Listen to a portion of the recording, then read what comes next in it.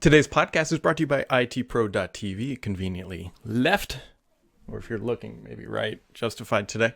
You can find links in the description above, below, left, right, somewhere. And you can also get an offer code at itpro.tv/ring and get up to 30% off of the plans for First Ring Daily listeners, except for Paul, he's not allowed. See, if my head was in the way, you'd need a wider screen so you could see that text. Oh no, now it's going through a whole bunch of unrelated images. Yes, these are just... Wish they could fix this webcam thing, yeah. But I can't. So. Just look at this thing. Unbelievable. Useless. Hi. Here we are. It's Ignite. Oh, yeah. I forgot about that. You know what everybody's been waiting for? Take up the entire week. Windows Server 2022. Now in preview. I knew you. That's what you were waiting for, Paul. It was one of the few things I picked out of the 11,000 word book of news or whatever it is to, this is a tough show for people that care about stuff that I care about, like Windows. I was going to say, what is it that you care about, Paul? Traveling photography. Oh, no, I'm sorry. So, yeah, I had to pull out some stuff. But, yeah, it's a lot of Azure news, Dynamics. Obviously some Microsoft 365 stuff, some Team stuff. That's of interest, obviously. Mm-hmm. A couple of Outlook updates, although those could have come at any time. I mean, they just kind of threw them in there because, whatever, we're having a show. But, there's all this big stuff on the horizon, like the coming Outlook client, the unified client that I haven't mentioned, at least not yet. Windows 10X, 20H2, Sun Valley. We know that there's some kind of a what's next with Windows event coming, but, there's some sessions. I made a little post. If you're interested in this stuff, Panos Panay is going to do a little fireside chat. Looks like it's about 8 seconds long, so you're going to want to don't blink. But there's some stuff in there. There's also some new, and this is coming again, second half of 2021, new Teams hardware. Paul, do you remember, I can't remember what Ignite was. They showed off what we kind of dubbed the cone of shame in a meeting. Yes, that's right. And it effectively could like transcribe everybody who was in those meetings. And it was like, it looked like a traffic cone sort of thing, but it was all black. It was probably one of those 360 microphone things. Yep. So 2 of those are coming in the second half of 2021. They look like little... They're significantly smaller. Yeah. They look like an Alexa, the small one, whatever the little Echo Dot is. Or whatever. Yep. And it can record or transcribe up to 10 people at a time. And know who's who, which is cool. Yeah. Male speaker 1, male speaker 2, or whatever however it does it. But yeah, that's really nice. Yeah, I think that'll be super helpful. It's going to be in private preview, so I almost kind of get the feeling that it's not going to potentially launch this year, at least publicly, but we'll see. Yeah. There's also some displays coming, and these and by displays I don't mean smart displays. They're like Teams displays, meaning a display that you would use with a computer, but it has all the stuff built in for Teams, meaning like a webcam and microphones and so forth. And I know Dell is one of the companies, and I don't remember the other one, but so a real escalation, I would say, of the Teams hardware story, because there's already, if you look it up, there's a ton of Teams hardware right now.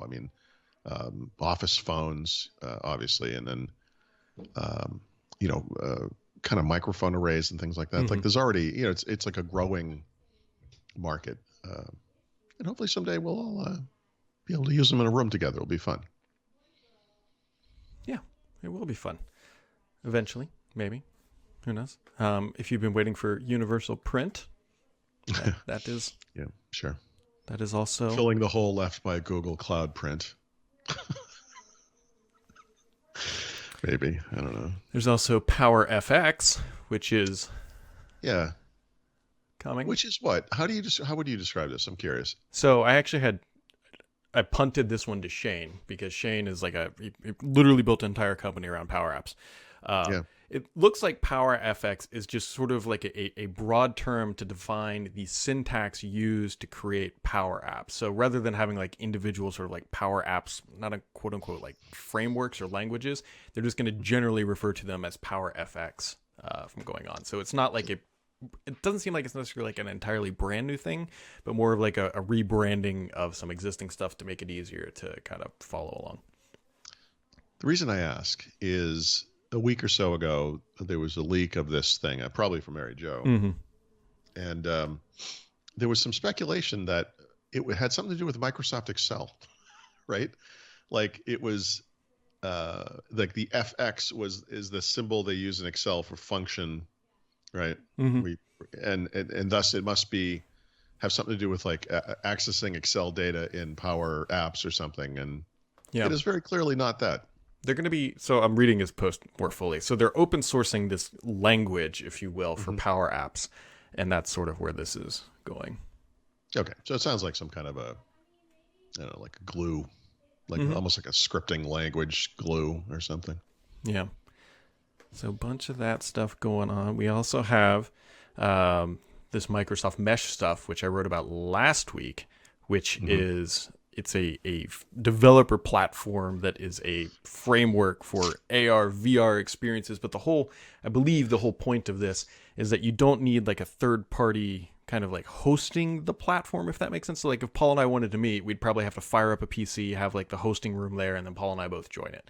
The goal of this, I believe, is to kind of remove that hosting platform and that it's just kind of out there. Now, you mentioned this Mesh thing, but I've just looked through the entire book of news that we got ahead of the show, and it's not mentioned in there, right? But we do know now they like to have surprises. Like there's probably going to be a few of these things. Alex Kipman is going to be in the keynote, and Alex Kipman is the face of Windows Mixed Reality, and of HoloLens, right? And we know that there's some Windows Mixed Reality news at the show, so it makes sense that this will be revealed during the show, by the time everybody listens to this. But where did it go? Yeah, so those are actually the Power FX and Mesh were probably the two. Think about this, and I guess Windows Server too. Although in the Insider program, it was listed as Windows Server 2021. And it was like, why would they call it this if it's coming out at the end of the year? Actually, it's going to be called 2022. So I think those three things were the big items that we kind of had heard something about before the show. Yes. If that makes sense. I think that makes sense. Oh no, I did the wrong one. What? Why is my life difficult, Paul? What is going on with you? Brad, are you having a tough day? I am having a tough day, but you know what? You're not going to be having a tough day because ITPro.tv is today's podcast sponsor, and they are a skills development platform addressing the global IT skills gap by providing online training for IT professionals in every stage of their career with training that's more like a talk show. IT pros can watch and learn in a more affordable and convenient way. It doesn't really matter where you are on your IT pro journey. You can get more educated for when you are back in the office. You can go to itpro.tv. I almost pointed down for the description. Paul's going to bug me on that. Please don't ever. It's itpro.tv/ring. itpro.tv/ring. Is blocking that logo. Yeah. Anyways, so here we are. So a quick update. Yesterday I briefly discussed and then wrote at greater length in the premium newsletter about my problems over the weekend. I hate writing stuff like this because it always reads like a cry for help. It's like, Paul, you should take some time off. You seem really rattled, It's like, yeah, obviously I should take some time off, but there's like a pandemic happening. What am I going to do? Where are you going to go? Yeah. I can finally see patches of my lawn through the snow, so I'm kind of enjoying that for now. But anyway, the long story short, nothing I own works. I'm getting tired of it. I have to use this older NUC because my new NUC got killed by lightning and it has problems. And what can I say? Anyway, I have this monitor, a display that I love. It's an HP Z series, like a kind of workstation class display. It's 28 inches, I think, maybe 29. It's got every input known to God on it. It's just beautiful. I love it. I just love it. And after my wife did the podcast with your wife, I'd had to unplug the USB cable I was using for video, and so she could plug in her USB headphones. And then it never worked again. After that, and over the weekend, I finally decided to try and fix. I couldn't get this thing to work to save my life. I factory reset it. I did everything known to God that you can do. I finally I replaced it with a small monitor because I had to get work done. I put it down on the floor and whatever. So Saturday, Sunday, Monday, I worked like this. Monday afternoon with Mike Nash from HP. texts me and he's like, "Look, I'm not ghosting you, but did you try this or this or this?" Mm-hmm. I'm like, "Yeah, I did." I'm like, "Look, I'll try it again tonight." So last night I just put it up next to me. I didn't unplug the other monitor. I just plugged in the cable, turned it on. It worked immediately. It's fine. It works fine. Mm-hmm. And yeah. So anyway, it's back, and I can't explain anything. Is the problem. And this is the type of thing I can't stand about technology. It's just like the uncertainty of it, you know? I think there's a Michael Jackson song about this called like Man in the Mirror or something like that. So, I'll look into that. Thank you. I am here for you. Yeah. So to everybody else, I believe the keynote's at 11. Is that 11:30? I think 11:30. Something. Yeah, there's like an 11 like pre-show thing, which I think we all agree is, probably going to be a bunch of rotating promo videos and whatnot. Yeah. So that's going to be a big chunk of the day. Mm-hmm.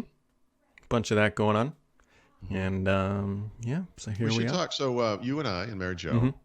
Oh yeah, are doing something. Let's see. Let me look this stuff up. I think it's the 9th. I should say, well, first, Mary Jo and I are doing something like a post or a midstream halftime catch up thing like we do this year with with Donna and Seth, and that's I think it's I don't know what time. It's somewhere between 11 and 12:50. It must be at 12. I mean, it's probably it's on Wednesday. I'll post something about it. And you and I and Mary Jo are getting together with Stephen Rose Friday at noon, right? Yep. Right before First Ring Daily. So that'll be nice to do. That won't be airing then. Oh, but it won't be. Sorry. That's right. So we're doing it's a post-Ignite wrap-up, I guess we'll call it. But it's actually not airing until what, Tuesday? I think it's the 9th, I think. I could be wrong on that date, though. I think you're right. I think it's Tuesday. I have Tuesday in my head. Yep. Okay, you're right. That one's not live. So it doesn't matter when we record it. I don't know why I just mentioned that. Don't, get in front of your computer and expect to see us, because it's not happening. There we go. So let's see if I got this right here. There we go. Today's podcast is brought to you by itpro.tv. You can go to itpro.tv/ring for a 30% off coupon. And we will be back here tomorrow, unless, we should be here back tomorrow.